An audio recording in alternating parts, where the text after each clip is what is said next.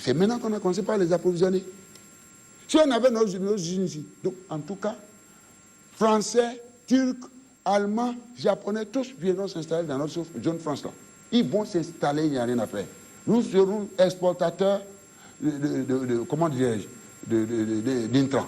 Que ce soit engrais, B, urée, herbicides, phytosanitaires, insecticides, etc. Tout ça. Ça se fera avant que je ne parte d'ici. Pour que nous puissions régler les questions. Et les questions de la mécanisation, les tracteurs, je viens de dire, Ouida sera installé, c'est-à-dire Ouida, très très bientôt. Eh bien, les Japonais vont venir installer, les Chinois viendront installer. Si nous agrégeons tout cela, nous aurons plus de, comment dirais-je, un grand nombre de tracteurs qui seront mis à la disposition vraiment des producteurs. Il n'y a rien à faire. Monsieur le Président de la République, parlons aussi voilà. Toujours des crises. Oui. L'autre crise qui ne manque pas de secouer l'actualité, oui. c'est au sein de la Fédération béninoise de football, et votre gouvernement a pris une décision importante. Oh. Un mot là-dessus pour... un mot, voilà, vous avez raison. Chamel, vous avez raison de dire un mot, parce que c'est un dossier tel qu'on m'a rapporté, le point qui m'a été fait. Mais la FIFA, je dis bien la FIFA, est une machine. C'est une machine qui boit.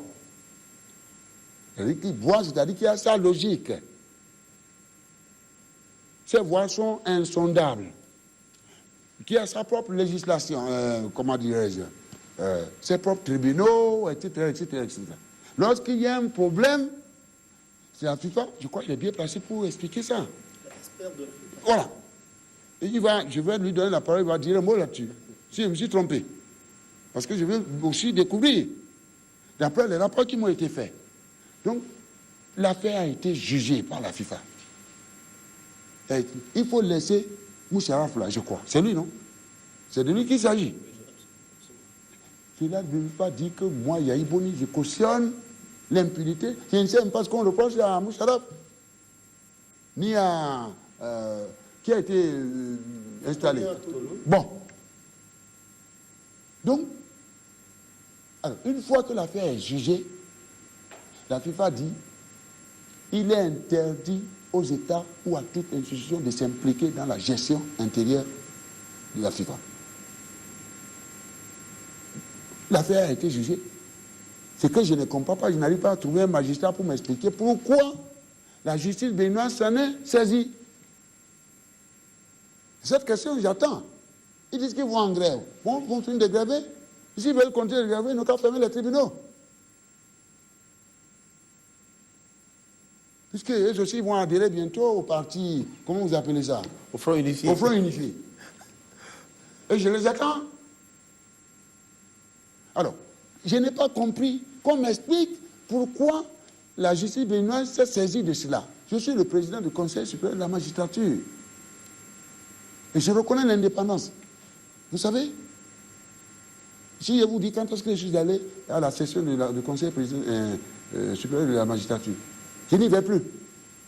Pour leur laisser la main. C'est le garde des Sceaux qui y va. Les prérogatives, elle propose des noms. Ce que je dis, faites attention, respectez les anciennetés, respectez les, comment dirais-je, faites attention, moralité, intégrité, etc. Point. Je ne connais personne. Je ne connais personne. Ces magistrats, je ne les connais pas. Ils sont mes compatriotes. Donc, je comprends bien que s'il y a un problème, qu'on vienne me voir. Parce que je ne peux pas comprendre que la justice décide de se saisir de cette question alors qu'elle sait très bien que la FIFA allait nous menacer. Ça n'a pas raté. La FIFA nous donne 72 heures pour régulariser. Vous voulez que je fasse quoi?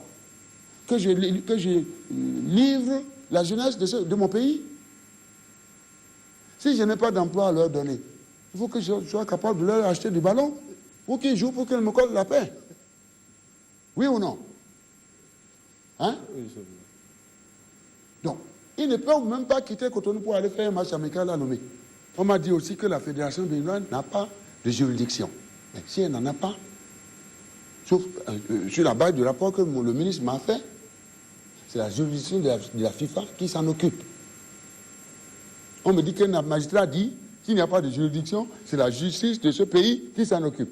Où se trouve la vérité maintenant? Moi, mais toujours est-il que la menace de la FIFA, il faut la prendre au sérieux.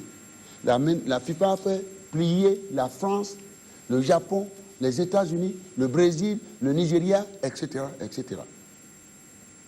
Les exemples sont légion. Qu'est-ce que nous voulons aujourd'hui? À cause d'une seule personne, qu'on sacrifie toute cette jeunesse, qu'on tue notre football, puisque le Brésil ayant appris ça, menaçait déjà de nous renvoyer les enfants qu'on a envoyés. Au moment où notre football est en train de reprendre un peu.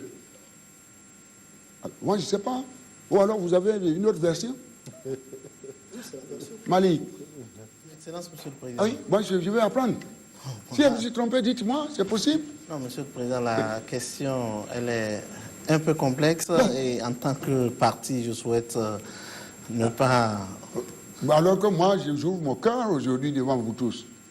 Il faut me dire, il faut avoir le courage de dire. Non, je pense que par rapport à ce problème, je pourrais dire au président ce que j'en pense, que c'est vrai qu'il ne faut pas engager le bras de fer avec la FIFA, c'est aussi vrai qu'il ne faut pas laisser les choses en l'état au niveau du football béninois et que certainement vous allez trouver un terrain d'entente aussi avec les magistrats pour qu'on puisse quitter cette situation. Nous avons tenté d'appeler, écoutez, dans notre communiqué, on n'a pas remis en cause la décision de la Cour d'appel. On n'a pas remis en cause, on n'a pas fait allusion à ça. Ils le remettent, jusqu'à ce qu'on puisse trouver une solution avec la FIFA. Voilà, on a tout fait pour éviter, pour qu'ils ne disent pas que je viole les lois de la République. De deux. On les a laissés installer. Sinon, c'est le président de la République qui est responsable de l'exécution des décisions de justice. Ils l'ont installé. Je n'ai pas voulu les brutaliser. Mais ils l'ont installé. Il dit, bon, on va voir du côté de la Cour suprême. J'ai parlé au président de la Cour suprême. Qui, à un moment donné, dit, bon, il n'avait pas le dossier. Donc, ça, le dossier lui a été transmis. Mais, compte tenu de leur procédure, ils ne peuvent pas réagir avant 3 mois. Il dit, mais mon frère, la FIFA me donne 72 heures. Qu'est-ce qu'il faut faire? C'était une manière de me dire, Monsieur le Président, prenez vos responsabilités. Vous avez pris vos responsabilités. Voilà, j'ai pris mes responsabilités. Et justement, vous parliez de la jeunesse. Cette jeunesse-là qui est au cœur de vos préoccupations, est-ce qu'on peut vous dire que vous êtes le président qui prépare la relève de qualité en matière de... En matière d'emploi, rapidement, Monsieur le Président. Vous avez assez parlé de l'emploi. L'emploi, c'est des questions essentielles pour nous. Tout à fait, Monsieur le Président. C'est des questions essentielles. Vous avez assez expliqué par les réformes. On a dit d'abord, la question agricole, le problème de l'emploi doit être au fronton de nos priorités. Autrement, c'est une bombe qui va exploser dans tous les cas de figure. C'est pourquoi lorsque je vois ces partis politiques, ils s'amusent. La bombe est là. Donc, il vaut mieux absolument régler la question du développement. Et nous devons être unis. On vous dit, venez, nous vous dit, non, vous ne venez pas. Vous voulez me faire partie seulement parce que vous ne voulez pas me voir. Vous dites que quoi? Si vous mettez un pays dans l'instabilité, vous remettez en cause l'avenir de cette jeunesse. Nous sommes un grand pays démocratique, même si aujourd'hui, la pratique démocratique, aujourd'hui, cette pratique démocratique telle qu'on la pratique, j'ai dit bien la pratique démocratique, on va droit au mur. Parce qu'elle est faite de désordre, d'anarchie. Elle est faite de paresse, elle est faite de corruption, elle est faite de mensonges, de rejet de l'autre, de haine, de jalousie, de méchanceté, de régionalisme. C'est tout ça qui constitue le Nescafé, Monsieur le Président. C'est bien cela. La démocratie. C'est bien cela. Mais comment nous allons régler cela? Oui. Elle est même d'origine culturelle. Vous l'avez dit. Culturelle. Cette culture qui cache la haine. Alors que nous sommes un et indivisibles. Malheureusement, moi, je pensais qu'on pouvait faire un pas vers les confessions religieuses. Malheureusement, j'ai compris qu'ils ont pris d'assaut ces confessions religieuses. Alors, où est-ce qu'on va dans ce pays? Parce que ça, il faut que je commence par dire ce que mes inquiétudes. Monsieur le Président, puisque vous parlez de religion... Ça veut dire quoi? Dans ce cas précis, il faut absolument qu'on règle la question de la relance de la croissance économique.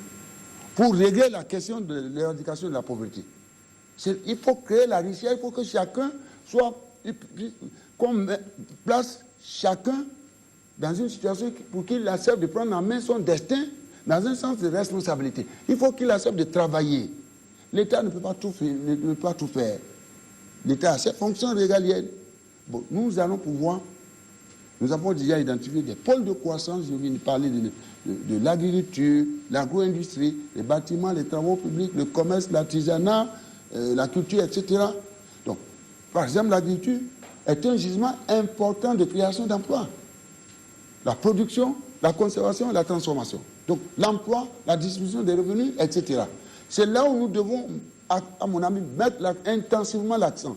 La sécurité alimentaire, pour que nous puissions, et comme nous puissions travailler le mental ou les mentalités de notre jeunesse. Parce qu'il y en a qui disent, je vais vous donner un exemple. Lorsqu'on a eu ce choc de coton, j'ai demandé à la jeunesse de Tchaourou, allez faire le coton. Ils n'ont pas réagi. Alors, je suis allé moi-même choisir un site pour faire du coton. Mais vous savez ce qu'ils m'ont dit? Est-ce que c'est ça qui va nous dire d'aller à la terre? Au lieu de venir nous faire des usines pour qu'on travaille dans des usines, ou alors qu'on travaille dans des bureaux. Voilà la réponse qu'on m'a apportée. Donc, nous avons, à mon avis, la question culturelle doit être prise en charge. Je ne sais pas, je crois, dans les exhortations du pape, on y voit, on y trouve tout. Donc notre problème est spirituel. Si on refuse de rester ensemble, on ne peut pas trouver une solution à nos problèmes. On ne peut pas. Ça, mais nous allons, malgré cela, moi je suis animé d'espoir et d'espérance. Je viens de dire ma détermination à régler, à tout faire pour que nous puissions en finir avec des taux de croissance aussi faibles. Nous devons absolument aller vers les croissances de 7-6%. Si nous réussissons cette campagne de coton, si le cotonnier est bien suivi, son circuit technique est bien suivi, etc., peut-être nous irons, je dis bien peut-être, je ne sais pas ce qui va se passer. Tout appartient à Dieu. Si on va à 400 000 tonnes de coton, et que nous reprenons le port et autres, on peut se retrouver à 5-6% de croissance pour cette année. Bien qu'on ait été surpris par la crise, parce que la crise a éclaté en avril, et les semis devaient démarrer début mai. Si nous pouvons, si on arrive à le faire, nous allons sortir, il faut qu'on sorte à partir de cette année, de cette zone de 3%, 4%. Il faut qu'on sorte de là, et que nous commençons maintenant par côtoyer les 7%, les 8%. Et c'est possible. Nous sommes en train de courir pour cette question du pétrole. Je continue de dire, on ne peut pas me dire qu'il y a du pétrole au Congo, au Gabon, en Guinée équatoriale, au Cameroun, au Nigeria, au Ghana, au Libéria, en Sierra Leone, en Côte d'Ivoire, et que Dieu puisse laisser le Togo et le Bénin. Quel crime nous avons commis? Donc, je suis convaincu de ça. Et les Brésiliens sont en train de nous aider. Si nous arrivons à avoir cette ressource de plus, nous allons pouvoir vraiment améliorer la situation. Excellent. La question de nos marchés, la flambée des prix, etc. et tout ça, tout est lié. Tout ce qu'on a en train de dire. Je vous ai dit comment, du port, les prix se sont répercutés sur les marchés. Et curieusement, ces femmes qui se plaignent de la hausse des prix, de la flambée des prix, n'est-ce pas, sont-elles aussi aujourd'hui qui disent pourquoi j'ai suspendu le PVI? Et qui disent oui, qui marchent, qui aujourd'hui, qui criaient pour la flambée des prix, etc., parce que les gens répercutaient le coût des importations sur les prix à la consommation. Et c'est certaines d'entre elles, justement, pour aller prendre de l'argent. Vous voyez cette dame Justine là comme un chaud d'atome. C'est inacceptable. Qu'est-ce qu'elle comprend de tout ça là maintenant? Vous avez dit, c'est la On démocratie. me dit, il y en a qui vont voir chez Boko Olivier, qui distribue les valises et tout ça là. J'ai aussi un problème. Il doit avoir un tribunal pour les corrupteurs. C'est ça qui fait que notre démocratie n'évolue pas. Les malades qui circulent, les valises qui circulent, celui qui quitte sur le bureau de ce garçon là, Boko Olivier, pop, il va m'insulter. Je vois tout pourquoi je suis président. Je suis animé de patience. On ne peut pas prendre tout un pays en otage, lui faire peur. Rien ne va, insuffisant, et tout ça dans les communes, rien ne va. Quand on a besoin d'être dans un gouvernement pour travailler, je ne le pense pas. Personne n'est obligé de venir travailler avec moi. Mais ce que je leur demande, s'ils ne m'aiment pas, ils n'ont qu'à préparer leur affaire, puisque en 2016, je ne serai pas là. Mais s'ils disent qu'ils vont venir me chasser, je les attends. Je dis qu'ils sont petits, parce que ce n'est pas la volonté du peuple béninois. Voilà. Est-ce que vous pouvez expliquer aujourd'hui à vos compatriotes le concept de la dictature du développement? C'est de ça que je parle. C'est-à-dire qu'il faut une culture qui nous imprime la culture du développement. Il faut une culture qui nous imprime la culture du développement. Notre problème, il faut qu'on comment dire, il faut rayer cette pauvreté. La pauvreté est un vice. Il faut absolument qu'on en finisse et c'est possible. Mais de par notre comportement, je dis notre pratique démocratique, nous éloigne du développement. Notre comportement nous éloigne du développement. Voler n'est pas un crime.